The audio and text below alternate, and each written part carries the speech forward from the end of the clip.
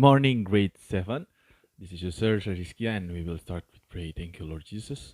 Help us for today in the name of you, Jesus our Lord. Amen. And everyone, kita masih ada di topik bagaimana keselamatan yang Tuhan Yesus berikan. Tapi satu pertanyaan muncul, mengapa harus Tuhan Yesus? Memang kenapa? Memang tidak ada tokoh lain, emang tidak ada karakter lain yang bisa kita pilih. Mengapa harus Tuhan Yesus? Nah,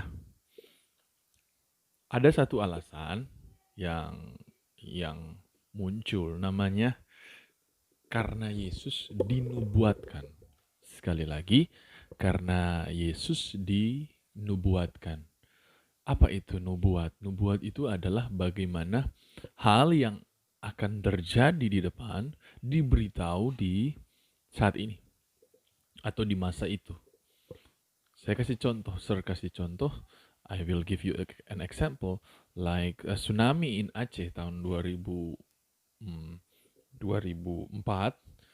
tanggal 26 Desember pagi.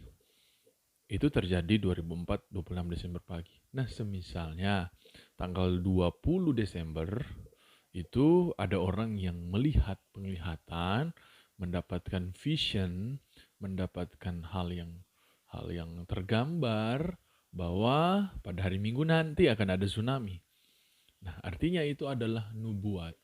Sesuatu yang akan terjadi di saat yang akan datang dan diberitahu dengan akurat atau tepat pada saat ini. Contoh yang lain, misalnya tahun 50-an lah, tiba-tiba ada seorang anak bermimpi dan melihat bahwa di sekitar tahun 2020-an akan ada seorang presiden yang begitu humble, begitu tenang, namanya Jokowi. Nah, itu nubuat, artinya sesuatu yang akan terjadi di waktu yang akan datang. Tetapi nubuat yang dimaksud sekali ini adalah nubuat Alkitab. Tentang siapa yang akan dilahirkan nanti. Tentang siapa yang akan muncul nanti. Saya kasih contoh. Waktu Adam dan Hawa jatuh dalam dosa, di situ ada iblis. Tuhan mengadakan sidang. Tuhan panggil Adam, Hawa, dan bertanya, ini. Dia tanya juga kepada ular, ini. Kepada ular Tuhan langsung bicara.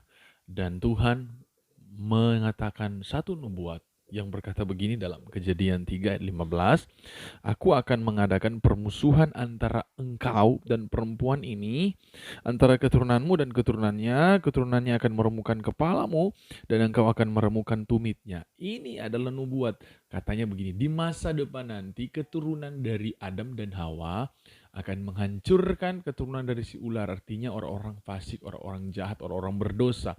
Dia akan menghancurkan dosa satu kali kelak.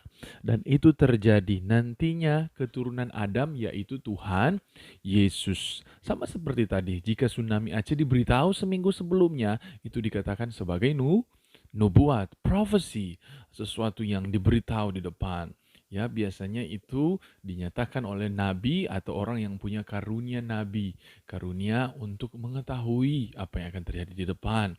Misalnya tim juara Piala Dunia Jerman di tahun 2000 berapa, itu diberitahu 10 tahun sebelumnya dan dikatakan, oh mereka kan juara Piala Dunia, atau yang masih fresh, Bayern Munich, satu klub sepak bola yang juara di tengah COVID-19 2019 2020. Siapa yang kalau misalnya ada orang yang tahu setahun yang lalu, maka itu disebut nubuat.